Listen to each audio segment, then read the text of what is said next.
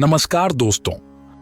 भगवद गीता और उसके ज्ञान पर अनगिनत लोगों ने काम किया है। हो सकता है आपने भी गीता को सुना हो, लेकिन आज मैं आपके सामने भगवद गीता की एक नई व्याख्या पेश करने जा रहा हूं। अब आप सोच रहे होंगे कि इस गीता में खास क्या है। दोस्तों, अगर गीता में कुछ खास है तो वह है भगवान श्री कृष्ण खुद और उनका ज्ञान। गीता के विचारों के बारे में बहुत से लोग अलग अलग मत निकालते हैं। इस धरती पर शायद ही कोई ऐसा धर्म ग्रंथ हो जिस पर इतनी चर्चा हुई हो। तो ऐसा क्या खास है गीता में जो समय के साथ और भी जरूरी और मार्गदर्शक होता जा रहा है। बहुत ही आसान भाषा में कहें तो गीता एक उत्तर है। जी हां दोस्तों, मानव जीवन से जुड़ा हुआ कोई भी सवाल नहीं है जिसका उत्तर खुद भगवान श्री कृष्ण ने भगवद गीता में न दिया हो। हमारी मन की कोई भी चिंता, दुविधा, संकट या दुनिया का हर धर्म संकट या प्रश्न का उत्तर है गीता। जब भी आप भगवद गीता सुने या देखें, अपने आप को अर्जुन के स्थान पर मानिए, क्योंकि अर्जुन की हर चिंता, दुविधा और संकट वास्तव में हमारी ही है। और इन सभी सवालों का जवाब दे रहे हैं खुद भगवान श्री कृष्ण।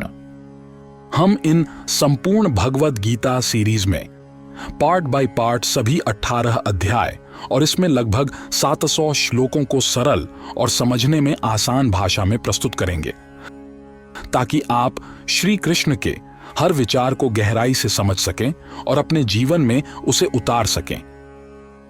तो चलिए, बिना किसी देर के हम आपको भगवद गीता के इन 18 अध्याय के लंबे सफर पर ले चलते हैं। अध्याय 1, अर्जुन विषाद योग। क्या आपने कभी सोचा है कि भगवद गीता जैसा पवित्र और अनमोल ग्रंथ कैसे लिखा गया? ये एक ऐसी कहानी है जो युद्ध के मैदान में घटित हुई थी। कुरुक्षेत्र एक ऐसा पवित्र स्थान था जहां भगवान श्री कृष्ण स्वयं उपस्थित थे। यहां दो कुलों, कौरव और पांडव के बीच एक भीषण युद्ध हुआ था। इसी युद्ध के दौरान भगवान श्री कृष्ण ने अर्जुन को गीता का उपदेश दिया था। धृतराष्ट्र, जो कौरवों के पिता थे, अपने बेटों की जीत को लेकर बहुत चिंतित थे। उन्हें डर था कि पवित्र स्थान कुरुक्षेत्र का प्रभाव उनके बेटों पर पड़ेगा, क्योंकि पांडव धर्म के रास्ते पर चलते थे। धृतराष्ट्र चाहते थे कि पांडवों का सफाया हो जाए और उनके बेटे ही जीतें। लेकिन भगवान श्री कृष्ण की उपस्थिति में ऐसा नहीं हो सका। धर्म की जीत हुई और अधर्म का नाश हुआ। यही कुरुक्षेत्र का असली महत्व है। धृतराष्ट्र ने जन्म से ही अपनी आंखों की रोशनी खो दी थी। उन्हें धर्म की समझ भी नहीं थी। वे अच्छी तरह जानते थे कि उनके बेटे भी धर्म के रास्ते से भटक चुके हैं। धृतराष्ट्र को लगता था कि शायद पवित्र स्थानों की यात्रा ने उनके बेटों पर कुछ असर डाला होगा। इसलिए उन्होंने संजय से युद्ध के मैदान की पूरी जानकारी मांगी। संजय ने राजा को हिम्मत देना चाहते थे, इसलिए उन्होंने साफ शब्दों में कहा कि उनके बेटों के दिल में कोई बदलाव नहीं आया है। उन्होंने बताया कि दुर्योधन ने पांडवों की विशाल सेना देखकर घबरा गए थे। वह तुरंत ही अपने सेनापति द्रोणाचार्य के पास गए और उन्हें पूरी स्थिति बताई। दुर्योधन चतुर राजनीतिज्ञ के रूप में प्रसिद्ध था। उसने द्रोणाचार्य की कमजोरी को उजागर करने का मन बनाया। द्रोणाचार्य एक आदरणीय ब्राह्मण और सेनापति थे, लेकिन उनके जीवन में भी एक कड़वा अध्याय था। उनका राजा द्रुपद से विवाद हुआ था, जो द्रौपदी के पिता थे, और द्रौपदी अर्जुन की पत्नी। इस विवाद के कारण द्रुपद ने एक विशाल यज्ञ किया और एक वरदान प्राप्त किया कि उनका पुत्र एक दिन द्रोणाचार्य को पराजित करेगा। इस वरदान के बारे में जानते हुए भी द्रोणाचार्य एक उदार और खुले दिल वाले ब्राह्मण के रूप में द्रुपद के पुत्र धृष्टद्युम्न को अपने सभी सैन्य कौशल सिखाने में संकोच नहीं किया जो उनके प्रशिक्षण के अधीन थे। धृष्टद्युम्न बाद में कुरुक्षेत्र के युद्ध में एक प्रमुख व्यक्ति बन गए, पांडवों के लिए लड़ रहे थे और द्रोणाचार्य से सीखी हुई रणनीतियों का उपयोग करते हुए अपनी सेना का आयोजन कर रहे थे। दुर्योधन ने द्रोणाचार्य की इस चूक को इंगित किया ताकि यह सुनिश्चित किया जा सके कि द्रोणाचार्य युद्ध के दौरान सतर्क और कठोर रहें। दुर्योधन यह सुनिश्चित करना चाहता था कि द्रोणाचार्य पांडवों के प्रति उदार न हो, जो उनके प्यारे शिष्य भी थे। विशेष रूप से अर्जुन द्रोणाचार्य के सबसे प्रिय और प्रतिभाशाली शिष्य थे। दुर्योधन ने चेतावनी दी कि युद्ध में किसी भी तरह की उदारता पराजय का कारण बन सकती है। दुर्योधन को पता था कि द्रोणाचार्य एक महान योद्धा हैं और उनकी ताकत बहुत ज्यादा है, लेकिन द्रोणाचार्य के रहते हुए भी कई ऐसे योद्धा पांडवों की सेना में भी थे जिनसे उसे डर लगता था। दुर्योधन ने उन्हें बताया कि ये योद्धा भी भीम और अर्जुन जितने ही ताकतवर हैं। दुर्योधन पहले ही भीम और अर्जुन की ताकत देखी थी, इसलिए वह बाकी योद्धाओं की तुलना उन्हीं से कर रहा था। पांडवों की सेना में और भी बहुत से बहादुर और ताकतवर योद्धा थे। उनमें से कुछ थे धृष्टकेतु, चेकितान, काशीराज, पुरजित, कुंतीभोज और शल्य। ये सभी योद्धा भीम और अर्जुन जितने ही बहादुर थे। इसके अलावा युद्धामन्यु, बलशाली उत्तमौजा, सुभद्रा के पुत्र और द्रौपदी के 5 बेटे सभी बेहतरीन रथ चालक योद्धा थे। और दूसरी ओर से कौरवों की तरफ से दुर्योधन अपने सेनापतियों और योद्धाओं का परिचय देते हुए यह बताने का प्रयास कर रहा है कि उसकी सेना में भी ऐसे महावीर और नायक हैं जो किसी भी दृष्टिकोण से पांडवों से कम नहीं हैं। वह गुरु द्रोण को आश्वस्त करना चाहता है कि उसके पास भी श्रेष्ठ योद्धाओं की फौज है जो पूरी तरह से युद्ध के लिए तैयार है और जिनके नेतृत्व में उसकी सेना विजयी हो सकती है। दुर्योधन ने युद्ध के उन असाधारण वीरों का जिक्र किया जो कि उसके पक्ष में था और जो हमेशा विजयी रहे हैं। उसमें से विकर्ण जो कि दुर्योधन का भाई है, अश्वत्थामा जो कि द्रोणाचार्य का पुत्र है, और सोमदत्त या भूरिश्रवा बाहलिकों के राजा का पुत्र है, कर्ण जो अर्जुन का सौतेला भाई है क्योंकि उनका जन्म कुंती से राजा पांडु से विवाह से पहले हुआ था, कृपाचार्य जो कि द्रोणाचार्य की जुड़वां बहन से विवाह किया था। जहां तक बाकी योद्धाओं का सवाल है, जैसे जयद्रथ, कृतवर्मा, शल्य आदि, ये सभी दुर्योधन के प्रति अपनी निष्ठा दिखाने के लिए अपने प्राणों की आहुति देने को तैयार थे। ये सभी अपनी जान की परवाह किए बिना दुर्योधन की ओर से युद्ध लड़ने का संकल्प कर चुके थे। इसका सीधा मतलब था कि कुरुक्षेत्र के इस महायुद्ध में दुर्योधन के पापी पक्ष का समर्थन करने के कारण उनका अंत निश्चित था। हालांकि दुर्योधन अपने मित्रों और इन वीरों की संयुक्त शक्ति पर इतना विश्वास रखता था कि वह अपनी जीत को लेकर पूरी तरह निश्चिंत था, यह सोचते हुए कि उनके बलिदान से उसकी विजय निश्चित हो जाएगी। दुर्योधन ने अपने मन में दोनों सेनाओं की ताकत का तुलना की। उसे लगता था कि उसकी सेना बहुत ही ताकतवर है और उसकी रक्षा सबसे बड़े योद्धा भीष्म पितामह कर रहे हैं। उसकी नजर में पांडवों की सेना छोटी थी और उसका नेतृत्व भीम कर रहे थे, जो भीष्म के सामने एक छोटे पेड़ की तरह हैं। दुर्योधन ने बड़े प्यार से दादाजी पितामह भीष्म की तारीफ की, लेकिन उसे बाकी योद्धाओं का भी हौसला बढ़ाना था। उसने सभी से कहा कि उन्हें एकजुट होकर लड़ाई करनी है और खास तौर पर भीष्म का ख्याल रखना होगा। दुर्योधन ने समझाया कि अगर भीष्म किसी दुश्मन से लड़ने में व्यस्त हो गए तो बाकी दुश्मन इसका फायदा उठा सकते हैं। इसलिए सभी को अपनी अपनी जगह पर डटे रहना है ताकि दुश्मन को कोई मौका न मिले। उसे यकीन था कि जीत सिर्फ और सिर्फ पितामह भीष्म जी की वजह से ही मुमकिन है।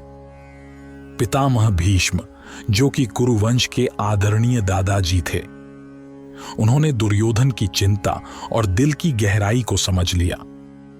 उन्होंने देखा कि दुर्योधन को अपनी जीत की चिंता सता रही थी, इसलिए उन्होंने जोर से अपना शंख बजाया।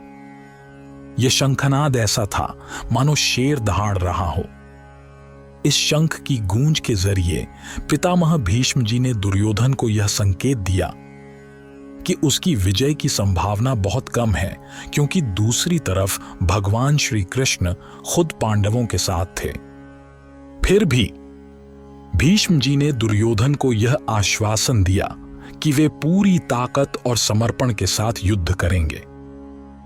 उन्होंने यह स्पष्ट किया कि वे अपने कर्तव्यों में कोई कमी नहीं छोड़ेंगे। भीष्म जी के इस आश्वासन से दुर्योधन को थोड़ी राहत मिली, लेकिन साथ ही उसे याद दिलाया गया कि युद्ध में विजय की संभावना बहुत कम है। उसके बाद युद्ध भूमि में शंख, तुरही, ढोल, नगाड़े और अन्य यंत्रों की गूंज उठी, जिसने मानो धरती को हिला दिया। पितामह भीष्म के शंख की आवाज के अलावा भगवान कृष्ण और अर्जुन के शंख की आवाज सबसे खास थी। इस शंखनाद से यह साफ हो गया कि पांडवों के साथ जीत निश्चित थी, क्योंकि भगवान श्री कृष्ण उनके साथ थे। कहा जाता है कि जहां श्री कृष्ण होते हैं वहां लक्ष्मी जी भी होती हैं और जीत हमेशा उनके हिस्से में ही आती है।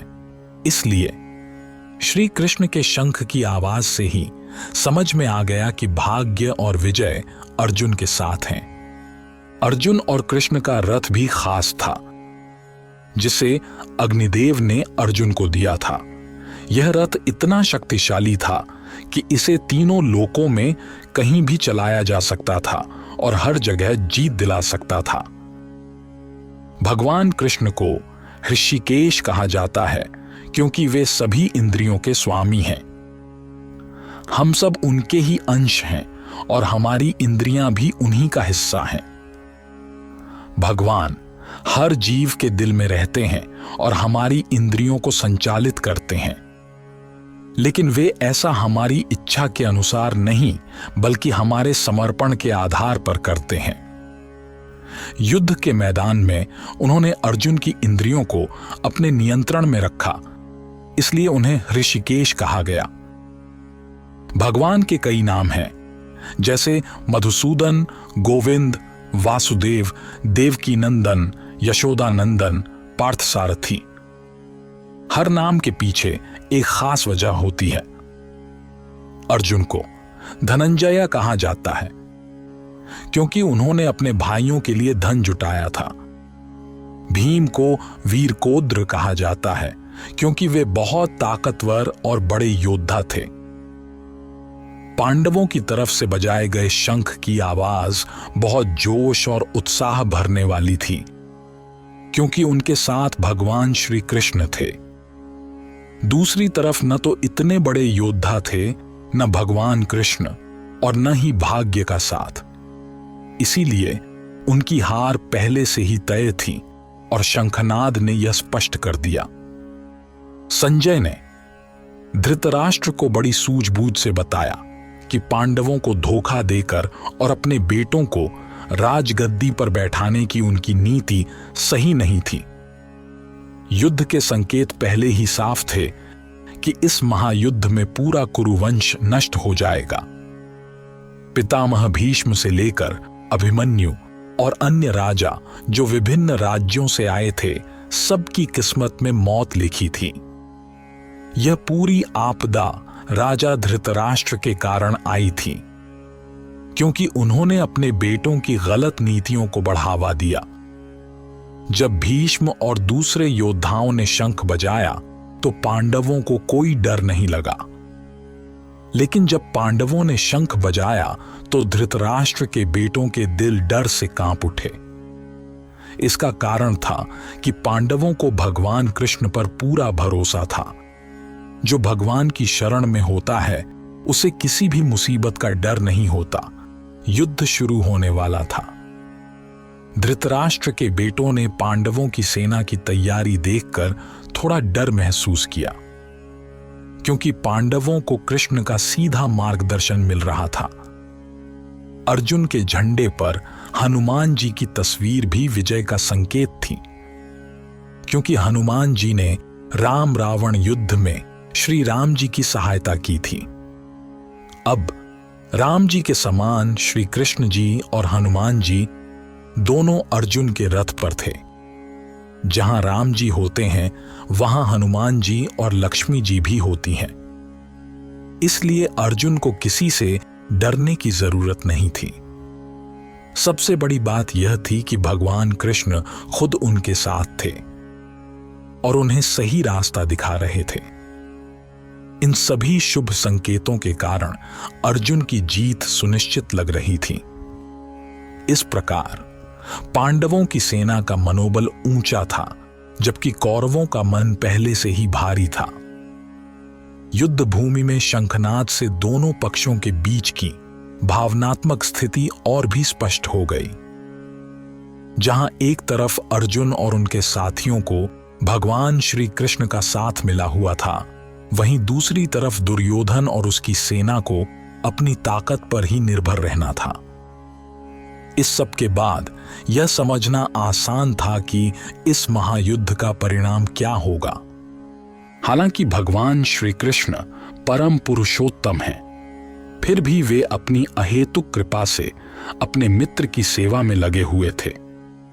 वे अपने भक्तों के प्रति कभी भी अपना प्रेम नहीं छोड़ते और इसी कारण उन्हें यहां अच्युत कहा गया है। रथ सारथी के रूप में उन्हें अर्जुन के आदेशों का पालन करना पड़ा और उन्होंने इसमें कोई संकोच नहीं किया, इसलिए उन्हें अच्युत कहा गया। हालांकि उन्होंने अपने भक्त के लिए सारथी का पद स्वीकार किया, परंतु उनका सर्वोच्च स्थान कभी भी चुनौतीपूर्ण नहीं था। हर परिस्थिति में वे परम पुरुषोत्तम भगवान ही हैं। ऋषिकेश यानी इंद्रियों के स्वामी। भगवान और उनके सेवक के बीच का संबंध बहुत मधुर और आध्यात्मिक होता है।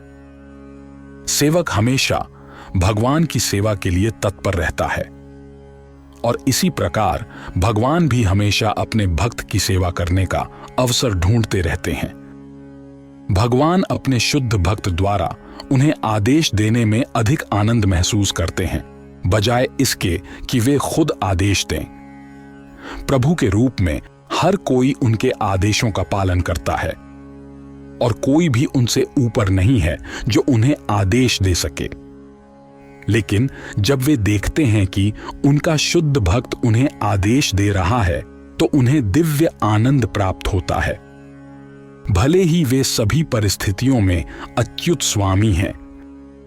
श्री कृष्ण के शुद्ध भक्त के रूप में अर्जुन का अपने चचेरे भाइयों से युद्ध करने का कोई इरादा नहीं था, लेकिन वे दुर्योधन की जिद के कारण युद्ध के मैदान में आने के लिए मजबूर हुए, जो किसी भी शांतिपूर्ण समझौते के लिए तैयार नहीं था। इसलिए अर्जुन इस बात को लेकर बहुत चिंतित थे कि युद्ध के मैदान में कौन कौन से प्रमुख व्यक्ति मौजूद हैं।